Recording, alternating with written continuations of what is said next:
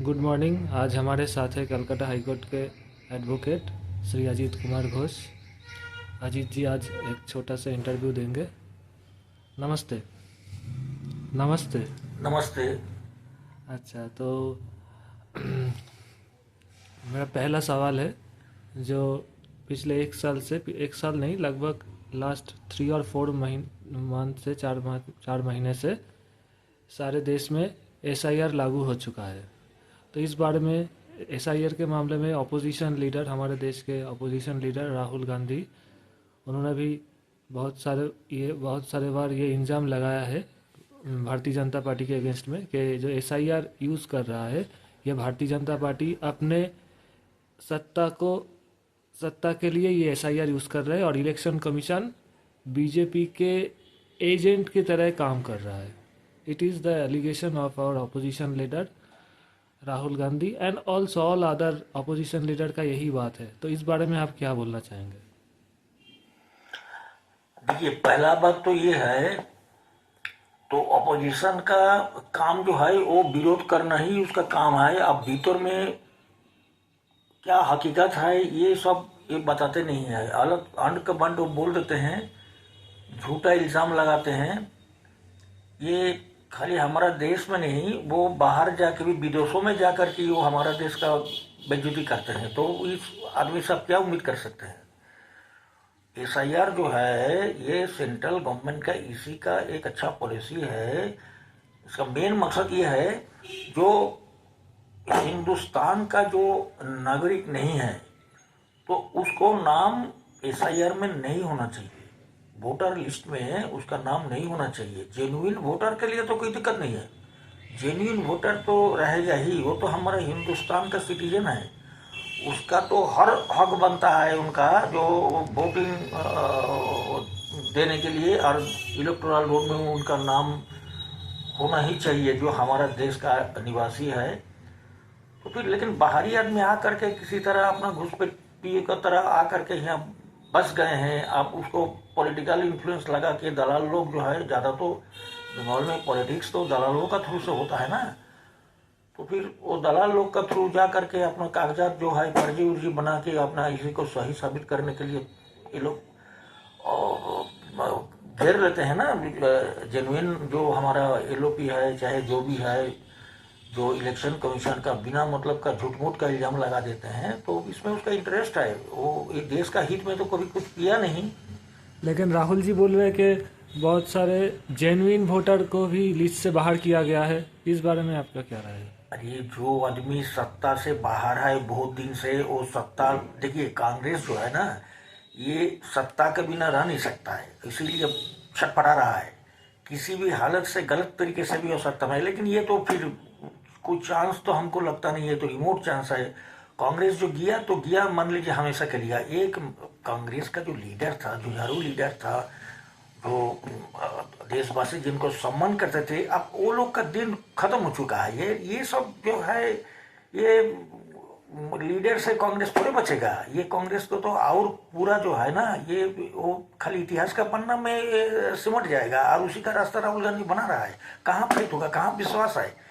आप बोलिए ना, हिंदुस्तान का जो जनता है वो थोड़ी उसका ऊपर ट्रस्ट रखते हैं, वो सीरियसली नहीं लेते हैं, वो मजाक उड़ाते हैं। वो खुद ही जो है वो एक मतलब ही has been made himself, he has made himself an object of ridicule. अब उसको कोई सीरियसली नहीं लेता है, वो इधर उधर कुछ भी बोल देता है। वो पार्लियामेंट में एक हमारा मोदी जी जैसा ऐसा जो प्राइम मिनिस्टर है, जो वर्ल्ड लीडर है, उसको आकर के अपना सीट छोड़ के उनका आकर पकड़ लेता है। ये क्या है? ये एक पार्लियामेंट्रियन का आपका बिहेवियर ऐसा होना चाहिए क्या? तो फिर उससे आप लोग क्या कोई कुछ उम्मीद नहीं करते, सीरियसली नहीं लेते हैं, वो अपना टाइम पास कर रहा है यहाँ, अब कुछ नहीं। देखिए, राहुल गांधी कुछ भी बोले, ये कभी कभी तो पाकिस्तान का भाषा बोलते हैं। अब चले जाते हैं कहाँ, सीरियस पार्लियामेंट सेशन चल रहा है, अपोजिशन का जिम्मेदारी निभाना है। अब कांग्रेस का वो अपोजिशन लीडर है, अब वो सब छोड़ के कहीं वो मायके चले जाते हैं, ननिहाल अपना, इटाली फिटाली कहाँ कहाँ घूमते हैं। तो फिर इसका ऊपर क्या भरोसा करेगा? कांग्रेस का खुद ही जो आदर्श लीडर है, जो एडुकेटेड, हाईली क्वालिफाइड, देखिए कांग्रेस में क्वालिफाइड लीडर का कमी नहीं है। बहुत सारे जो है ये हाईली नॉलेजेबल है। आप क्यों ये हमको पता नहीं है, ये क्यों राहुल गांधी का पीछे पड़ा हुआ है? उससे क्या मिलेगा? वो कांग्रेस तो डूबेगा, वो कांग्रेस को खत्म करके वो छोड़ेगा। तो फिर ये सब जो है ये देश के मतलब ये बीजेपी को उसको हिलाने के लिए, मतलब बीजेपी के ऊपर इसका कोई असर नहीं है। अच्छा, मेरा मेरा दूसरा सवाल, जो एसआईआर जो हुआ है, इसमें बोला जा रहा है कि जो माइनॉरिटी है पूरे देश में, तो उन लोगों के ऊपर एक इफेक्ट पड़ रहा है। क्या इसमें एसआईआर के वजह से क्या जो माइनॉरिटी वोट है बीजेपी का, जो मुसलमान है, तो उन लोगों का, उन जो जेन्युइन इंडियन है, मुसलमान का दो कैटेगरी होता है, जो जेन्युइनली हिंदुस्तानी में जन्म हुआ है, यहाँ का रहने वाले हैं, और दूसरा कैटेगरी होता है जो बाहर से आते हैं। मैक्सिमम मुसलमान जो बांग्लादेश से आते हैं, सभी जानते हैं। तो जो जेन्युइन हिंदुस्तान का वोटर है, एसआईआर के वजह से उनके ऊपर क्या असर पड़ेगा? वो लोग क्या सोचेंगे?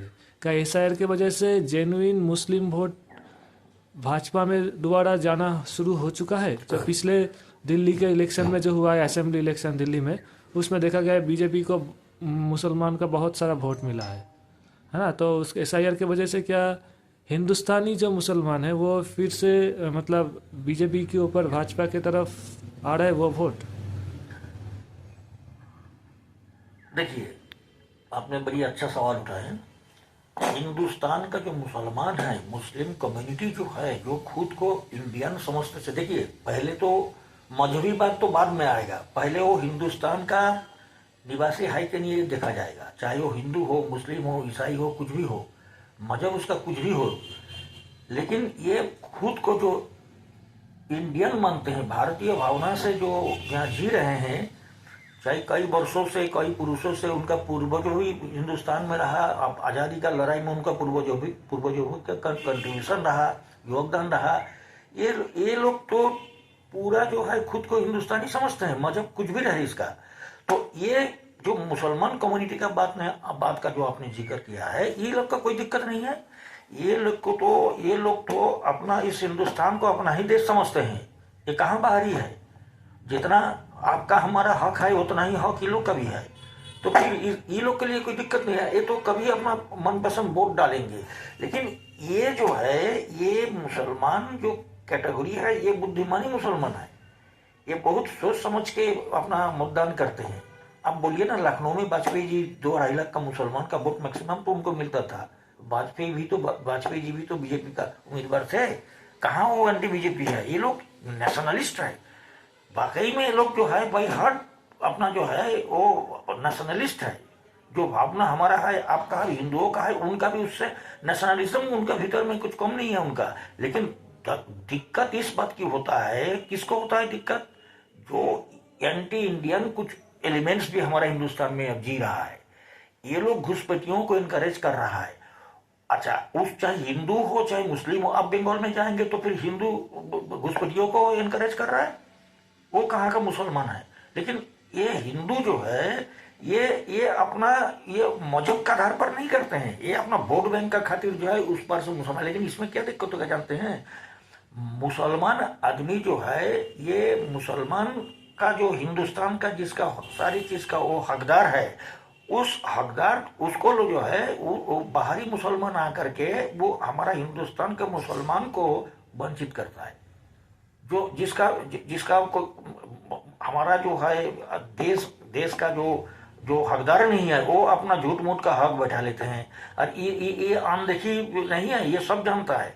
लेकिन इसमें तो सबसे विरोध तो करना चाहिए हिंदुस्तान का मुसलमान लोग, कहे कि सबसे पीड़ित तो वही लोग होता है।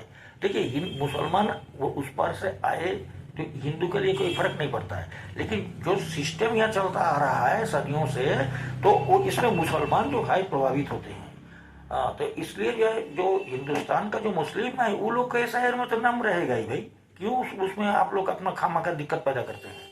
जो बाहरी मुसलमान है, चाहे कुछ भी, वो बाहरी मुसलमान जो जिसका यहाँ आना नहीं, जो घुसपैठियों जिसको हम लोग कहते हैं, वो लोग तो एसआईआर उसका तो इलेक्टोरल रोल में नाम रखना गलत है।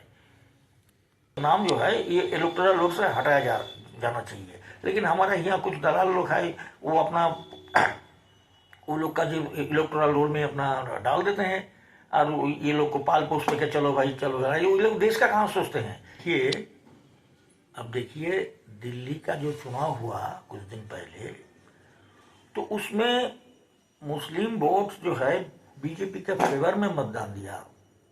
मतदान हो, क्योंकि अब मुसलमान लोग को तो ये आप सरकार ने यूज किया, उल्टा सीधा बोल के गुमराह करके ये लोग को सपना दिखाया। लेकिन वो लोग थोड़े वो लोग के लिए कुछ करेंगे? मुसलमान का हालात जो पहले था उससे बदतर हो गया है। क्यों क्यों नहीं किया? मुसलमान को जो उसका अपलिफ्टमेंट ले लिया, क्या किया? अब मुसलमान धीरे धीरे धीरे धीरे जो है इसका भी डिसोल्यूशन हो रहा है। आप आपके ऊपर बोलिए, कांग्रेस के ऊपर बोलिए, एक जमाना था देखिए जब कांग्रेस को पूरा मुसलमान वोट मिलता था, लेकिन अब वो दिन नहीं रहा। अब मुसलमान भी अपना जो है अपना बुद्धि दिमाग लगाते हैं जो ये लोग को पॉलिटिकल नेता लोग यूज करते हैं, कुछ तो मटेरियल कुछ करेंगे नहीं लोग का अपलिफ्टमेंट के लिए, खाली वोट बैंक यूज करेंगे। ये जब तक ये पूरा मुसलमान कम्युनिटी समझ जाएंगे ना, तो फिर मान लीजिए गैर बीजेपी सरकार कभी बन नहीं पाया, बीजेपी को ही ये लोग वोट डालेंगे, काहे कि बीजेपी जो है ये लोग कुछ करना चाहते हैं।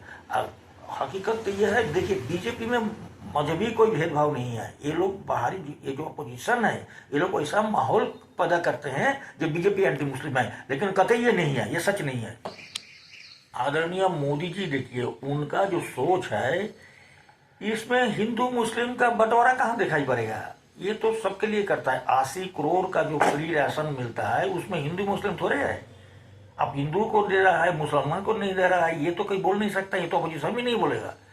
तो फिर इसमें मजहबी भेदभाव मोदी जी का वो नेचर में है, ये नहीं है। अरे बहुत भाग से हिंदुस्तान को ऐसा लीडर मिला, ये हम लोग समझ नहीं पा रहे हैं। और ये आम जनता को गुमराह करने के लिए ये सारे जो है एंटी नेशनल फोर्स जो है ये इकट्ठा हुआ। भले ही 2-4 स्टेट में ये लोग सत्ता पे फिलहाल दिखाई पड़ता है, ये भी नहीं रहेगा। जब होश में हम लोग आ जाएंगे ना, पूरा मुसलमान कम्युनिटी जब होश में आ जाएंगे कि इतना दिन गुमराह करके ये लोग वोट लिया, वोट के खातिर ये लोग अपना उल्टा सीधा समझाया, उन लोग का टाइम खराब किया, जब ऐसा सोच आ जाएगा तो ये कहाँ अपोजिशन रहेगा? ये अपोजिशन का कुछ नहीं चलेगा यहाँ। जो भाजपा देखिए, भाजपा जो है इनका सोच बहुत ऊंचा, मतलब बहुत, ये लोग जो सोच जो है वो बहुत ऊंचाई में बिलोंग करता है ये लोग का सोच। तो ऐसा सोच थोड़ी ये सब अपोजिशन वाले को रहेगा। ये लोग तो अपना सत्ता का लिए छटपटा कर, बिना पानी का मछली जैसा होता है ना, ये लोग का हाल भी वैसा ही है। और कब सत्ता पे आएगा, ये उतना आसान नहीं है। अब सत्ता तो तय करेगा आम जनता, तुम्हारा घुसपैठी सत्ता नहीं। भले तुम 2-4 लाख 10 लाख वोट तुमको मिल सकता है एक्स्ट्रा, वो भी तुम देश का गद्दारी से माना, मतलब गद्दार की तरफ से ही तुमको माना जाएगा। हाँ, तो लेकिन उससे कोई सत्ता पे असर नहीं आएगा।